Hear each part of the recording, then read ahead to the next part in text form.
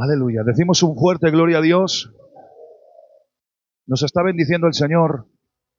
¿Cuántos están siendo bendecidos? Pueden decir amén.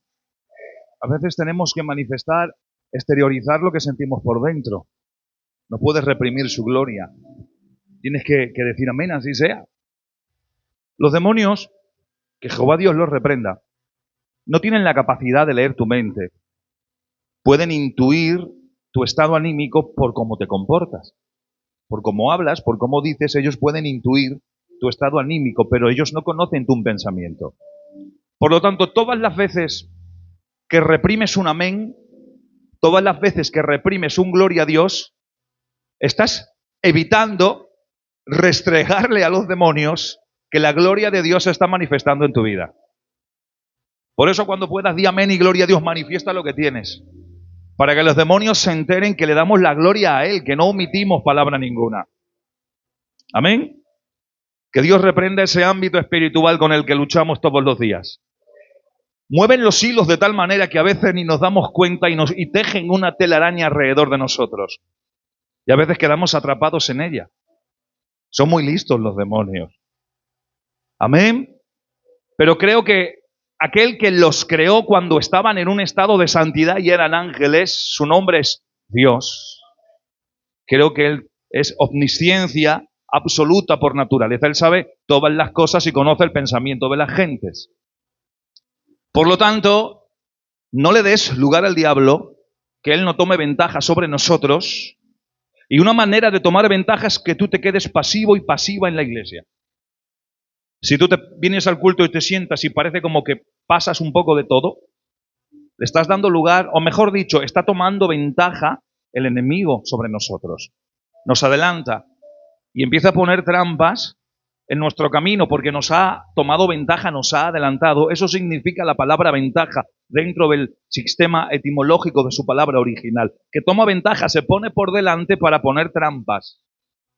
Por eso a veces nosotros cuando soltamos alguna palabra que no tenemos que decir, cuando damos un fruto contrario al que tendríamos que dar, porque decimos lo que no tenemos que decir, hacemos lo que no tenemos que hacer, automáticamente le damos lugar para que tome ventaja sobre nosotros y ponga situaciones acordes a esa palabra, a ese dicho, a ese hecho que he hecho, que no es correcto, que no es de cristianos, para que yo caiga una y otra vez en el mismo error y quede prendido en esa tela de araña que han tejido los enemigos en el mundo espiritual, para que yo no dé pasos hacia adelante. Y entonces, ¿cuál es el condicionante de todo esto? Que tu vida, mi vida, se seca, queda en pausa, queda en stand-by. ¿Sabes cuando le das al mando a apagar la tele que no se apaga, que queda siempre el pilotito rojo encendido? No está apagada, ¿eh? Del todo no, aún tiene corriente dentro. Para que se apague en la totalidad tienes que tirar el cable de la corriente, desenchufarlo directamente de la corriente y se apaga el pilotito rojo. A veces nosotros nos quedamos así por mucho tiempo. Estamos y no estamos. Porque no hemos avanzado, porque hemos dado un fruto erróneo. No hemos dado el fruto como debiéramos darlo. Y sin más entramos ahora en esta dinámica de introducción al tema que hoy tenemos que hablar. Seguimos en esta serie Evidencias del Carácter Cristiano Express, porque estoy todos los días trabajando en los mensajes, porque así me lo demanda el Señor y así me tira a reventar. Pero bueno, es el que manda. ¿Qué vamos a hacer? Amén. Y es una serie express, porque normalmente me gusta intercalarla cada 2 o 3 días y estamos todos los días. ¿Será que el Señor quiere formarnos de una manera, darnos una clase particular rápida? ¿Será que necesitamos en todos estos días prepararnos? Por eso cuando te faltas el culto, cuando no acudes, cuando no estás, cuando no te reúnes, primero te pierdes la formación. Bueno, la veo luego después. Bueno, sí, está bien que la veas después, está muy bien eso. Esto de las tecnologías son maravillosas. Pero no vas a recibir la sustancia dentro, aquí. Ese toque, esa chispa, ese pellizco que el Espíritu Santo te da. ¿Cómo dar fruto? Es el siguiente bloque dentro de la evidencia del carácter cristiano. Porque cuando hemos hablado de esa evidencia, de lo que tiene que ver con el carácter, que hablemos el martes pasado en la diapositiva, Y luego estuvimos hablando de cómo obedecer, diferentes modos de obedecer, de obediencia y sus consecuencias. Y el otro día, estuvimos hablando, una vez que ya hemos obedecido y ponemos en práctica lo que escuchamos, los 4 pasos que yo tengo que empezar a andar en unidad. Y hablemos de 4 pasos que la iglesia tiene que dar en unidad. Ahora sí, cuando uno ya empieza a andar, uno empieza a generar. Y entonces ahora vamos a explicar cómo dar fruto y en qué situaciones tenemos que dar fruto. Y es el siguiente bloque en esta serie temática de vida cristiana. Primero, antes de nada, hay que explicar un poco el contexto del plan laboral, del trabajo hortelano del Dios Trino. Hay que explicar un poco los conceptos, los participantes en esa labor, en ese trabajo, para poder entender bien qué parte del proceso laboral somos nosotros, qué representamos y cómo tenemos a partir de ahí que empezar a generar algo. En este caso, bueno.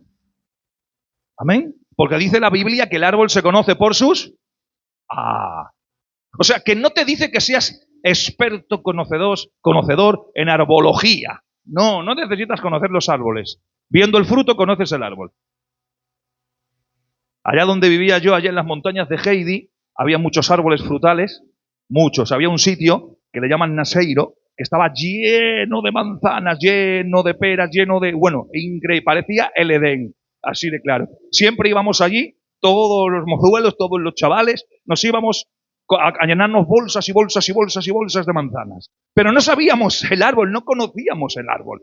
¿Sabes cuándo sabíamos que era un árbol de manzanas? Cuando pasábamos con los coches y mirábamos arriba, la copa de todo. ¡Ay, ahí hay manzana! ¡Vamos a parar aquí! Parábamos y saltábamos la valla, hacíamos 1000 y una y nos llevábamos todas las manzanas. Pero lo identificábamos no porque supiésemos de árbol, sino porque veíamos cómo sobresalía el fruto. Que no necesitas decir que eres cristiano. Que no necesitas decir a qué iglesia perteneces. Que no necesitas decir qué cargo ocupas en la iglesia. Que no, que se va a ver lo que tú tienes en el trabajo y tu dedicación y en la participación de tu vida cristiana. Y la gente va a mirar para ti y va a ver manzanas, naranjas, etcétera, etcétera, etcétera, en un sentido espiritual. No necesitas decirlo. Se te va a ver. Porque la gente no va a preguntar, ¿es usted un pastor? ¿Es usted ministerio? ¿Es usted un encargado de coro? ¿Es usted una damisela que canta? No va a preguntar eso. La gente quiere ver para tomar y comer. Porque el pueblo, la gente, está a falta de comida espiritual. Está necesitada. Y nosotros demanda su palabra que demos fruto. Pero en todo proceso laboral se necesita un labrador. Porque no puede germinar una cosecha si primero no hay un labrador que labra la tierra. Y dentro del consenso trinitario, dentro del Dios Trino, en el rol, en esa repartición de papeles, quien asume el papel, el rol principal del labrador es Dios Padre. En Juan 15:1 dice, yo soy la vid verdadera, dice Cristo, y mi Padre es el labrador. Por lo tanto, Dios Padre es el labrador, es el que ha preparado la tierra, es el que está trabajando y ha trabajado constantemente en el plan eterno para tu salvación. Ha gestado la orquesta de la salvación para que tú puedas tener acceso a ella. Por eso dice Cristo en un apartado, en un texto, si no recuerdo mal es Juan 5:17, si no me corregís la cita, que dice así, dice, mi Padre hasta ahora trabaja y yo trabajo. Es decir, sigue trabajando Dios Padre en el proceso, orquestando. ¿Para qué? Para que se geste en lo profundo de tu corazón el acceso a la salvación. Él ha incluido un plan eterno para que tú estés en él. Él ha trabajado en el misterio para que tú puedas estar en él. Él ha pensado sin que nosotros todavía llegásemos a existir. ¿Cómo puedo hacer para cambiar la alternativa que el pecado ha infestado a la humanidad y ha invertido el camino que yo en un principio había creado para el hombre? Yo había creado al hombre y a la mujer para tener comunión constante con ellos, pero ha pasado algo en el transcurso de esa comunión. La comunión se ha roto. Dios, que se paseaba por las tardes después de que Adán hiciese sus labores, tenía una conversación privada, pero eso se acabó por el pecado. Ahora Dios, como labrador, ha trabajado en el plan de la salvación para poder restablecer la comunión que se perdió en el huerto, pero que Cristo ha reconquistado en la cruz del Calvario, señores y señoras. Y volvemos a tener comunión con Él. Y ya no se aparece solo en las tardes. Está siempre contigo que lo buscas. Pero no ha perdido la costumbre. Y todas las tardes, a las 7:30 de la tarde, un poquito antes, Él está por aquí. Y está esperando que tú termines tus labores para que vengas a su presencia. Que tus labores no rompan ni interrumpan la comunión con Dios. Por muchos años la humanidad estuvo sin esa comunión, ya que Dios la ha restablecido por medio de Cristo en la cruz del Calvario. No la pierdas, por favor. Y es el labrador el que ha trabajado la tierra. Pero también se necesita en el plan laboral un sembrador, porque el labrador labra, pero tiene que venir detrás el sembrador para sembrar la semilla. Y ahora dice la palabra Mateo 13:3, y les habló muchas cosas en parábolas diciendo, he aquí, haciendo mención de su persona Cristo, el sembrador sale a sembrar. Por lo tanto, Dios Padre asume el papel de labrador, Dios Hijo asume el papel de sembrador. Y Él es el que ha salido a sembrar la buena semilla. La buena semilla es de calidad. ¿Por qué? Porque procede de Cristo. Aún más, la semilla que representa la palabra, que es luego el producto que se siembra, atención, procede de Él. Porque la Biblia identifica a Cristo como el Logos, como el Verbo, como la palabra. Cuando en el principio de la creación se pensó, se gestó en la mente de Dios Padre la obra de creación, quien la produce, quien sea la luz, ese verbo, esa frase, es el Cristo ejecutando una palabra de autoridad, y quien ordenaba y empezaba a colocar en la creación todo lo que se iba pensando y se iba expresando por el Hijo, lo iba ejecutando el Espíritu Santo. Un plan perfecto donde te ha incluido a ti. Ahora yo te pregunto, ¿por qué te empeñas en salirte de ese plan? Porque cuando no das fruto, y ahora vamos a hablar cómo, te estás saliendo de ese plan que Dios ha orquestado para ti. Tenemos al labrador, tenemos al sembrador, pero ahora necesitamos a uno que tenga la capacidad de producir frutos. El productor de los diferentes aspectos del fruto. Y evidentemente ese es el Espíritu. Gálatas 5:22. Mas el fruto del Espíritu es amor, gozo, paz, paciencia, benignidad, bondad, fe, mansedumbre y templanza. ¿Cuántos dicen amén? Labrador, sembrador y el que produce los frutos. ¿Saben que al Espíritu Santo se le conoce o se le da el nombre del Shaddai? Lo hemos cantado muchas veces. Ese nombre es exclusivo del Espíritu Santo. El Shaddai, entre otras cosas, significa el que nutre, el que da poder, el que da vida. Porque el que genera los diferentes aspectos del fruto que pone en tu vida cuando tú lo recibes es el Espíritu Santo. Ahora, depende de nuestra comunión con Él, de nuestro andar con Él, que el Espíritu empiece a manifestar diferentes aspectos del fruto. Todos los de aquí, escúchenme, ¿cuántos han recibido a Jesús? Levanten su mano, porque si no hay alguno que no la haya recibido, apagamos un momento las luces, vienes por acá y te tomo confesión, ¿vale? Pero creo que todos los que estamos aquí hemos recibido a Cristo. Por lo tanto, en el momento que lo recibiste, eres templo del Espíritu Santo. Manifiéstalo, eres templo del Espíritu Santo. Que se enteren los demonios. Que no sois un habitáculo vacío.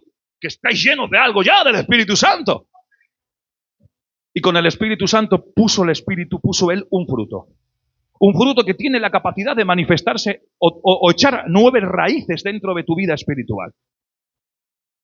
¿Cuántas estás manifestando? ¿O todavía está el fruto así, en la semilla y no ha germinado? Cuando en tu corazón está lo que no tiene que estar, le quitas la capacidad al Espíritu de ser el productor de diferentes aspectos en tu vida. Yo me voy a sentir muy libre, creo que ya nos conocemos, ¿vale? Y yo creo que ya me conocen que lo que digo, lo digo de corazón, con mucho amor, con mucho cariño y evidentemente con la Biblia.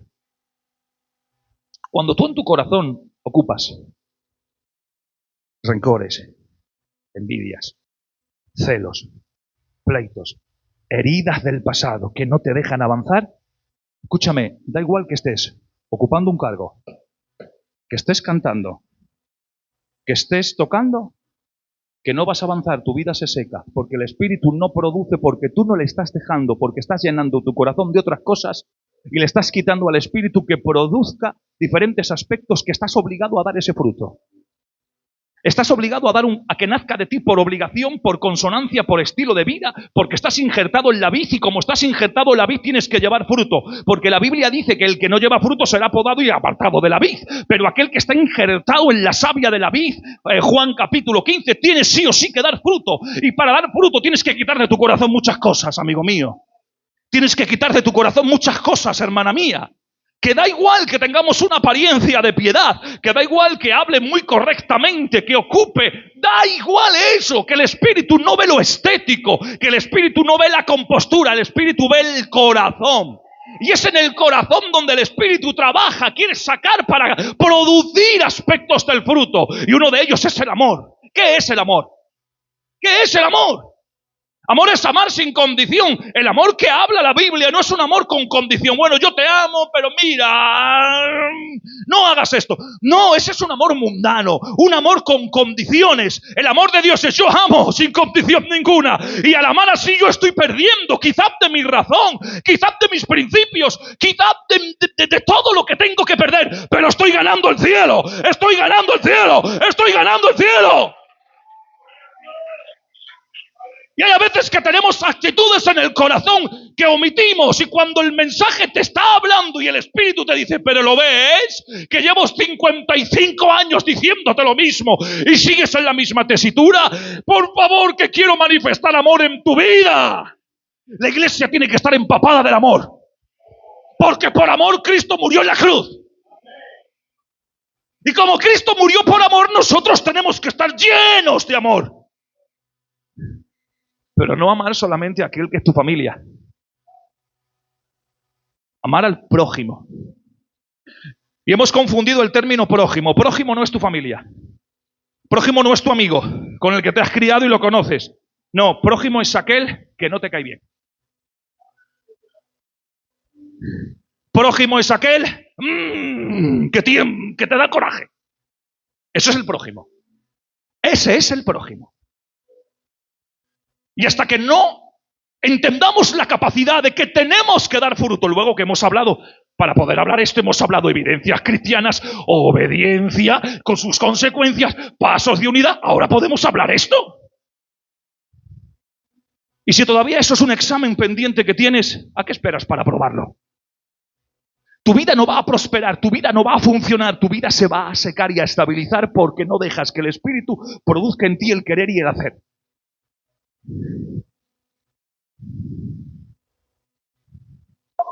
Gozo, paz, paciencia, benignidad, bondad, fe, que es lo mismo en este caso que fidelidad. ¿Cuántos son fieles a Dios? La fidelidad va mucho más allá que palabras. La fidelidad no es honradez. No. La fidelidad incluye necesariamente la honradez, pero la honradez no incluye fidelidad. Tú puedes ser muy honrado, pero no puedes ser fiel. Pero si eres fiel, necesariamente eres honrado. Amén. Amén. No me quiero anclar aquí, atención. Labrador, sembrador, productor de frutos. Padre, Hijo, Espíritu Santo. Y ahora, evidentemente, se necesita una semilla. Se labra la tierra, viene el sembrador y produce el productor, pero necesitan producir de algo. Y ahí viene la semilla. Y la semilla es la palabra de Dios. Dice Lucas 8:11. La parábola es esta. La semilla es la palabra de Dios. La palabra que muchos desprecian. Hay muchos que desprecian la palabra. Y ahora, de corazón a corazón, no estoy hablando de los inconversos, No.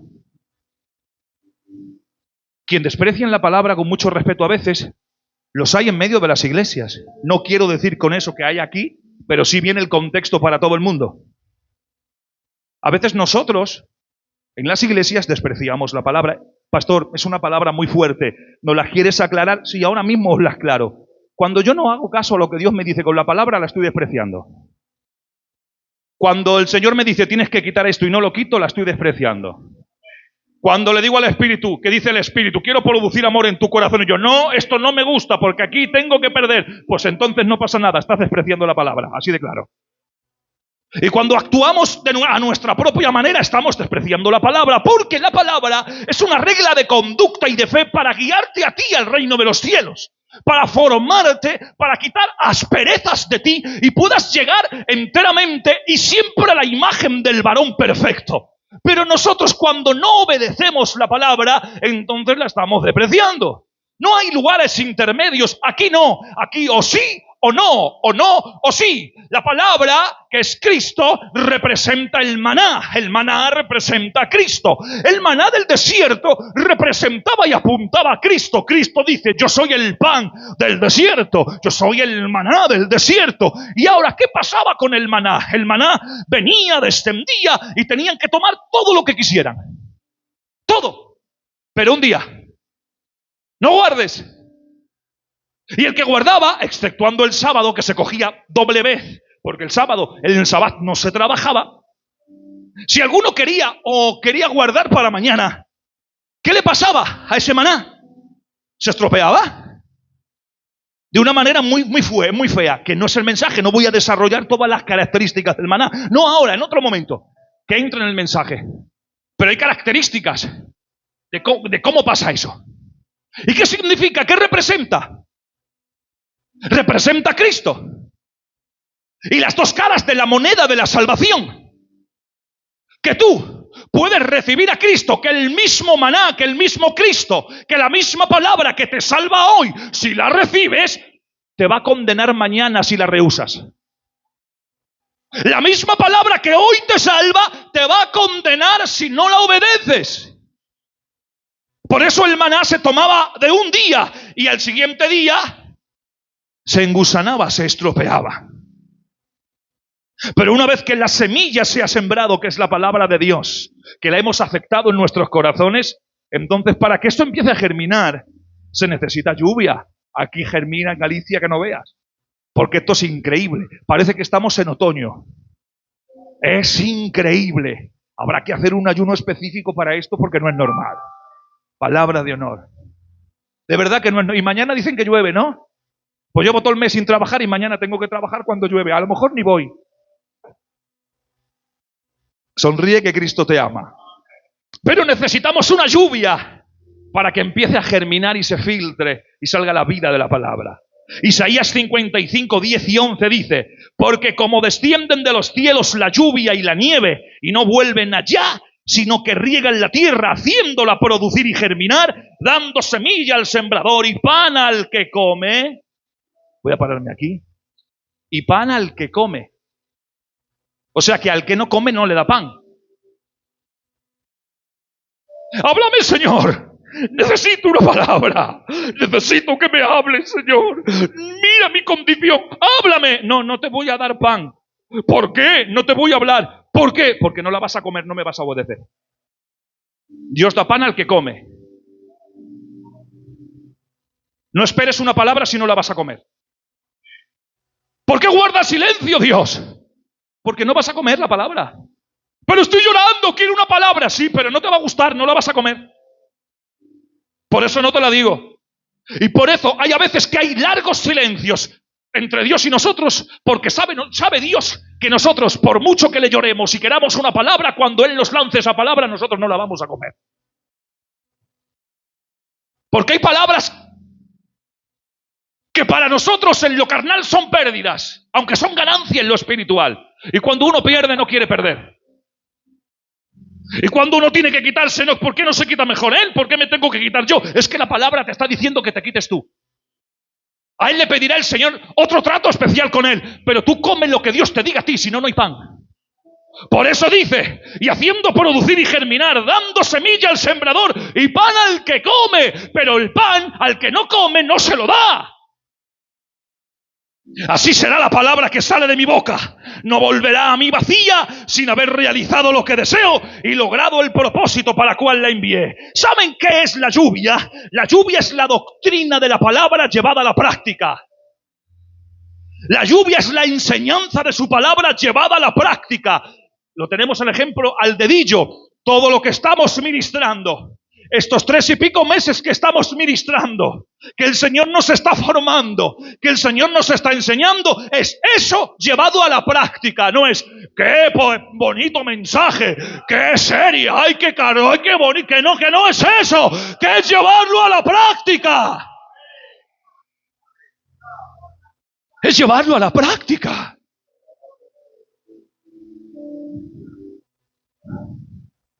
Y cuando ha caído la lluvia y hemos llevado a la práctica la enseñanza de su palabra, entonces tiene que germinar la labranza, ¿no?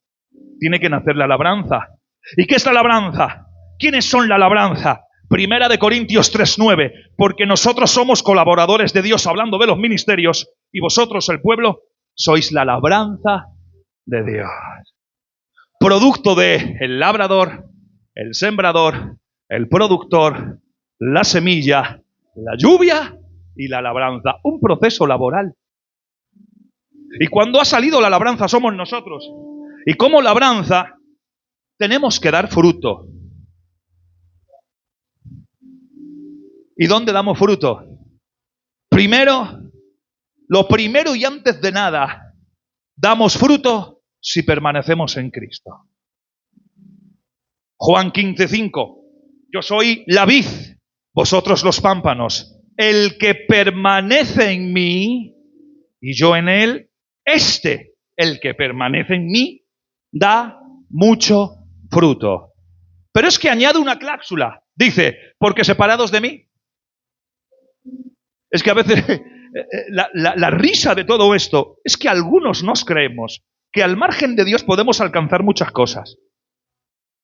Porque como tenemos talentos, como tenemos renombre, como nos conocen, como somos perangano de tal y fulanito de tal, que es que Dios, que Cristo nos deja una cláusula, que no lo dice Juan, ni Pablo, ni Pedro, que lo dice Cristo, separados de mí nada podéis hacer. Que tengo mucho, que da igual lo que tú tengas, que separado de mí no haces. ¿Y cuándo nos separamos de Él? ¿Cuándo? Cuando no permanecemos en Él. Lo contrario a permanecer es separarse. Primero, damos fruto cuando permanecemos. Si queremos empezar a que nazca, brote, el primer germen visible del fruto que vamos a desarrollar o que le permitimos al Espíritu que desarrolle en nosotros, es permaneciendo en Él, teniendo permanencia. Y la permanencia no solamente es la asistencia a los cultos, no. La asistencia a los cultos es el resultado de haber creído en Él a tal extremo que no te mueve viento ni marea, que te mantienes firme, sólido en la roca, donde has empezado a edificar tu casa, no en la arena, ni en las prisas, ni en el sistema, sino en la roca que es Cristo. Y cuando uno edifica en Cristo, escúchenme, vas muy despacio. No hay prisas, nadie te apura, pero atención, cuando vengan los vientos, cuando vengan los mares, te vas a mantener firme, porque el fundamento no te lo da tu trabajo, te lo da Cristo, que es la roca. Amén. Y permanecemos, pero hay quienes edifican la casa en la arena. Hay quienes creen que por correr mucho lo alcanzan antes. Hay quienes creen que por ser correctos por fuera, aunque el corazón todavía tenga defectos o no haya tenido un encuentro con Dios, ya está todo arreglado. Que no, que a la mínima del cambio te vas a desestabilizar. Que cuando venga un viento vas a desaparecer. Que cuando tengas un problema te vas a marchar. Y lo peor es que los que se marchan, los que se sienten heridos, arremeten contra Dios. Es que, Señor, no estuviste conmigo, es que no me respondiste, es que no me ayudaste. Sí, yo quise hacerlo, tú no quisiste el pan para comer. Yo te decía cuál era la regla que tú tenías que andar, tú no querías andar en mi palabra. Yo te daba los consejos matutinos y por la tarde en la palabra, y tú rehusabas obedecer lo que yo te decía, porque te dolía desprenderte de actitudes, de sentimientos, de formas, de contextos donde tú tenías que salir. Escúchenme, no va a haber la bendición de Isaac hasta que no salgas de tu tierra y de tu parentela. No va a haber bendición si no sales y obedeces primero a salir. Lo más difícil es salir. ¿Cómo voy a salir? Yo tengo estabilidad económica, tengo mi familia aquí, estoy en el lugar, que no me voy a ningún lado, que me estás mandando al desierto. Que no me estás mandando a otra ciudad buena donde yo pueda prosperar. ¿Qué es que me sacas de la civilización más grande del momento y me estás llevando a un desierto? Que me voy a morir. Hay quienes tienen ese pensamiento cuadrado en las iglesias. No, yo no puedo dejar esto. No, yo no puedo perder mi posición. No, yo no puedo perder mi estatus. No, ¿para qué? Para estar en el desierto y morirme en el desierto. Pero para que nazca Isaac y venga la promesa, tienes que salir del lugar donde Dios te dice que salgas. Tienes que dejar lo que Dios dice que dejes. La diferencia entre Abraham y posteriormente el pueblo de Israel es que Abraham salió físicamente de su lugar y sacó del corazón los ídolos de su familia. Pero Israel salió de Egipto, pero aún seguía llevando Egipto en el corazón. Y luego los problemas durante 40 años. Pero ¿saben qué pasó? Hebreos nos da una pista. Dice que se le apareció Dios y le habló directamente a Abraham. Y cuando uno tiene un encuentro con el Señor en esa tesitura y en ese extremo, dice, era tan fuerte, era tan grande la gloria de Dios que se le apareció a Abraham que hacía de menos la gloria del lugar donde estaba él. Entonces, claro, así cualquiera, hombre, es más fuerte la gloria que traes. Si tú que me estás llamando a salir tienes esta gloria, entonces me da igual cualquier civilización, me da igual pasar hambre, me da igual tener problemas, me da igual quedarme, separarme de la familia, que me da igual, porque es mucha la gloria que tú tienes. Y si tú tienes gloria, al lugar que me lleves, por mucho desierto que sea, yo florezco. Porque Dios sabe hacer florecer en el desierto. Amén. Dice Hebreos, y la gloria del que se le apareció, hablando de cómo, claro, lo llamó con su gloria. Es que hay quien pesa más actitudes y sentimientos que la gloria del que te llama. Y hay quienes se quedan en la civilización con todas sus normas y leyes y no van a la aventura con Dios a ver qué me dice el Señor. Damos fruto permaneciendo en Él. Pero también damos fruto cuando morimos a nosotros mismos. Juan 12:24. En verdad y en verdad os digo que si el grano de trigo no cae en tierra y muere, queda él solo. Pero si muere, produce mucho. No fruto, mucho. Porque hay una regla de fe, hay una regla bíblica, que cuanto más morimos a nosotros, más fruto damos. Porque cuando hemos permanecido en Él, entonces, como estamos en su permanencia, podemos morir más fácilmente a nosotros. Tenemos que morir a nuestros deseos, a nuestros gustos, a nuestros planes, a nuestros proyectos, negándonos a nosotros mismos. Pero eso no se consigue si no permaneces en Él. Aquel hermano o hermana en la iglesia que hablamos de que tiene que morir a su yo y se rebela y no quiere morir a su yo y sigue siendo el mismo, es porque primero no ha permanecido en Él o no está permaneciendo en Él. Sigue haciendo lo que quiere. Luego nos vienen las consecuencias. En Mateo 16:24 dice, si alguno quiere venir en pos de mí, niéguese a sí mismo, tome su cruz y sígame. ¿Saben lo que significa en pos de mí? ¿Saben lo que significa eso? ¿Qué significa eso? Detrás mía. Pero, detrás mía sí, pero de una manera muy particular. Cuando dice, en pos de mí significa que voy detrás tuya y donde tú dejes la huella yo la voy a poner. Porque uno puede ir detrás de Cristo y andar como le da la gana. Saltando, corriendo, brincando, mirando para todos los lados. Pero no, así no se camina. Uno tiene que poner el pie en la huella que deja Cristo. Y eso es seguirlo en pos de Él. Y cuando logres hacer eso, que es difícil, ¿por qué? Porque cada uno tiene su nivel de paso. Uno tiene los pasos más largos, otros tienen los pasos más cortines, otros andan más rápido, otros andan más despacio. Pero andar detrás de Cristo significa que tienes que perder todo lo que tú sabes para aprender un nuevo andar. Tienes que perder todo lo que tú sabes y empezar como un recién nacido a seguir los pasos. Y cuando aprendes eso, entonces dice, en pos de mí, niéguese a sí mismo. Y negarse a sí mismo es lo mismo que morir a mí yo. Solamente podemos tener la capacidad de morir a nosotros mismos si hemos aprendido a seguir sus pasos. Si todavía detrás de Él caminamos como queremos, no vamos a morir por mucho que el pastor diga, por mucho que la iglesia diga y por mucho que pase. Tienes que aprender a seguir sus pisadas. Pero también damos fruto en medio de las pruebas. Juan 15:2. Todo sarmiento que en mí no da fruto, lo quita.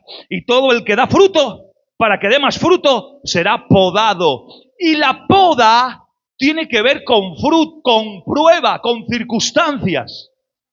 Es decir, que cuando vienen a podarlo, una rama que está débil, pero florece, tiene savia, pero está débil, entonces la poda, el que sabe, la poda para que coja fuerza y empiece a producir más fruto.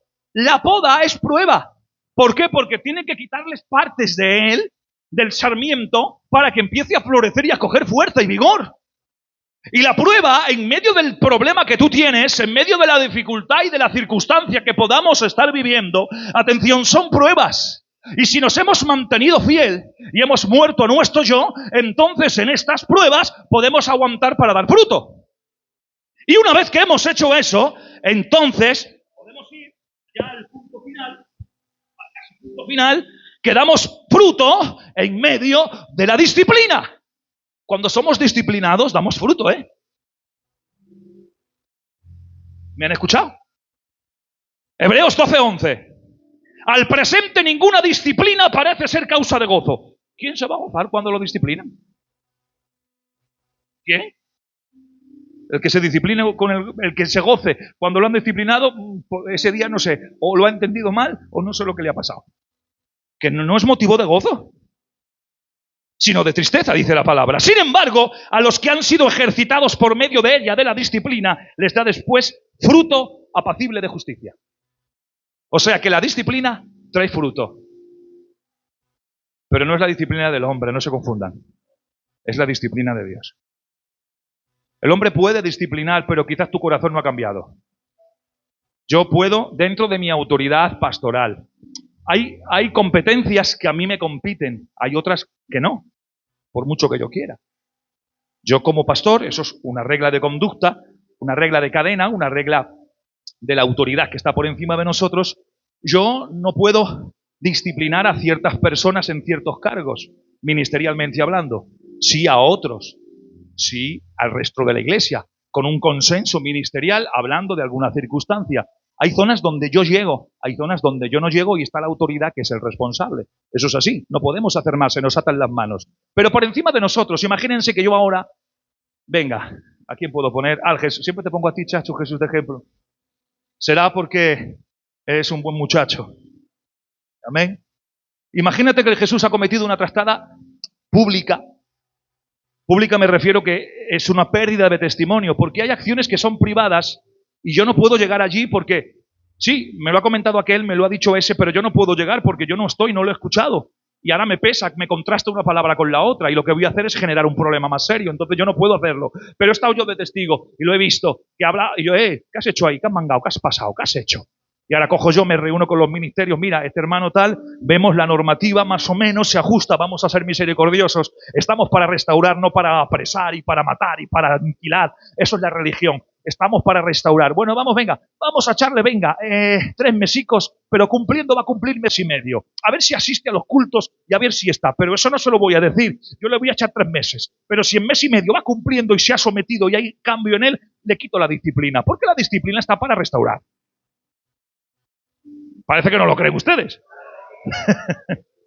¿No? Y ahora, yo le he hecho la disciplina de los 3 meses, bajo aprobación de los ministerios.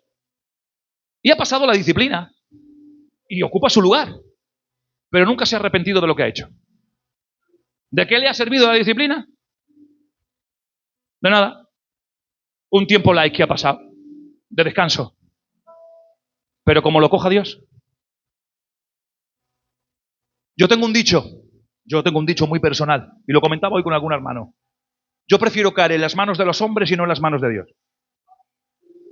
Porque los hombres es un tiempo temporal y ya está. Y tiene que ver con conductas externas. Pero es que Dios te toca hasta el alma. Que es que Dios te seca. Que es que Dios te queda y te arrincona y te castiga de una manera, como por mucho que nos quiere, también nos castiga con mucho amor. Y nos deja ahí. Por eso a veces cuando entramos en disciplina por rebeldía, por desobediencia, porque hacemos caso omiso a su palabra, porque rehusamos escuchar a su palabra, escúchenme, hay disciplina invisible que ni la visión pastoral llega. Es un trato de Dios contigo, pero estás seco, estás seca, no floreces, no sigues porque has sido rebelde a su voz, porque no haces caso, porque no obedeces, porque no te sometes, porque no quitas. Escúchenme, pero aún así, como Dios es tan grande, mantente fiel en ella, mantente fiel en ella. No quites de tus labios la gloria a Dios, porque en la disciplina también producimos fruto apacible de justicia. Porque cuando sales de ella, ya no eres el mismo. Has aprendido a no volver a hacer eso y a tratar a los demás como no quieren que te traten a ti. Está mi compañera, yo no he traído hoy ninguna niña ni ningún niño, pero voy a poner un ejemplo muy práctico. A ver cómo puedo hacer esto. Y ya termino, ¿vale? Que os estoy dando la tarde. Escúchenme. Imagínense ahora mi niña, mi mocita que yo tengo. Tengo una mocita que está con su abuela siempre, allí en casa, metida. Amén. Imagínense en que viene.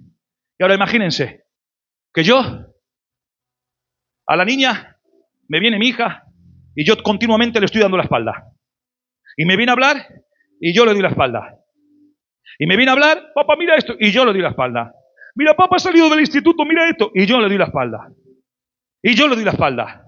Y yo le doy la espalda. Y yo le doy la espalda. Y yo le doy la espalda. Va a venir el Señor y va a decir, escúchame, yo te he dado la responsabilidad de lo que tú tienes. Los padres somos responsables de los hijos. Los padres somos responsables de los hijos y las madres mucho más. Porque en la Biblia se demanda a la madre ser la que enseñe en el hogar la conducta. Cuando yo no cumplo con mi obligación, caigo bajo la disciplina de Dios. ¿Han entendido? Y entonces el Señor, yo voy, Señor, bendíceme, y el Señor me da la espalda. Señor, ayúdame, y el Señor me da la espalda. Señor, mira mi problema, y el Señor me da la espalda. ¿Y por qué haces eso? ¡Qué mal padre eres! No, te estoy dando lo mismo que tú estás haciendo. Pongo un ejemplo muy sencillo para no profundizar en ejemplos más fuertes. Un ejemplo muy sencillo para que lo puedan entender. Pues ahora esto trasladado mucho más allá. Que el Señor te pide cosas que tú tienes que hacer y no las haces. Cuidado que podemos caer bajo su disciplina. Amén. Ahora, el último ya. Damos fruto cuando ofrendamos. ¿Cuántos han ofrendado hoy? Todos, hombre. Bueno, pues sonríe que Cristo te ama. Dice Hebreos 12:11.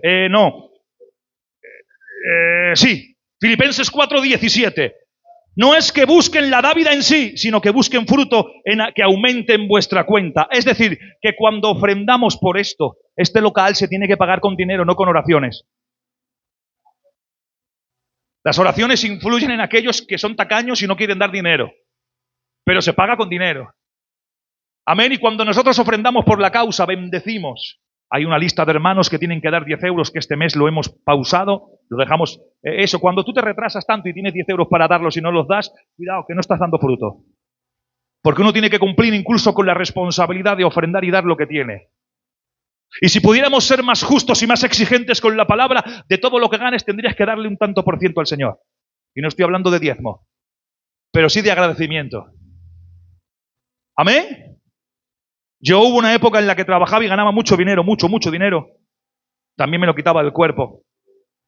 Y yo siempre, o casi siempre, los meses que podía, que eran casi siempre porque ganaba dinero, Yo siempre cogía un sobre cerrado y metía pues una cantidad pues muy buena, que entendía que Dios me lo había dado, y como Dios me lo da, pues lo que uno recibe. Mira, hay más bendición en dar que en recibir.